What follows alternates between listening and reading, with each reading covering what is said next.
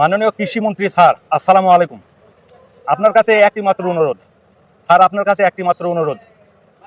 বাংলাদেশে যতগুলো cold storage আছে, অর্থাৎ আলুর হিমাগার আছে, এই সময়ে আপনার কাছে একটি মাত্র অনুরোধ, যে কোনো একটি কোল্ড স্টোরেজ আপনি, যদি আপনার হাতে সময় থাকে স্যার, তাহলে আপনি পরিদর্শন করে দেখেন কৃষকরা কত শান্তিতে আছে, কত সুখে আছে।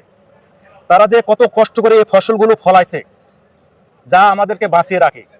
শুধু তাই নয়, দেশের খাদ্য নিরাপত্তার নিশ্চয়তা বিধান করে কৃষকই। বর্তমানে আলু বিক্রয় করতেছে, তাদের লস হচ্ছে না লাভ হচ্ছে, আপনি একটু সরজমিনে এসে একটু দেখেন, তাদের সঙ্গে কথা বলেন।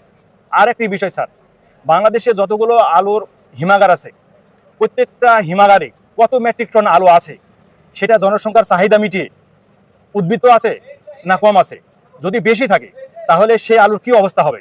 যদি বিদেশে পাঠানোর ব্যবস্থা থাকে তাহলে পাঠাবেন, কৃষক ভাইরা আপনার প্রতি সন্তুষ্ট থাকবে। আপনি তাদের সাথে মিশেন, কথা বলেন। আরেকটি বিষয় স্যার, কোল্ড স্টোরেজ মালিকেরা যে ভাড়াটা নিচ্ছে, সেটা কৃষক ভাইদের জন্য কত কষ্টের একটা বিষয়। গত বছর যে ভাড়া নিয়েছে, এই বছরে তার চাইতে 75 পয়সা ভাড়া বেশি নিচ্ছে। তো আপনি সরজমিনে এসে একটু পর্যবেক্ষণ করে দেখেন তো সেই ভাড়াটা স্টোর মালিকেরা বেশি নিচ্ছে না কম নিচ্ছে।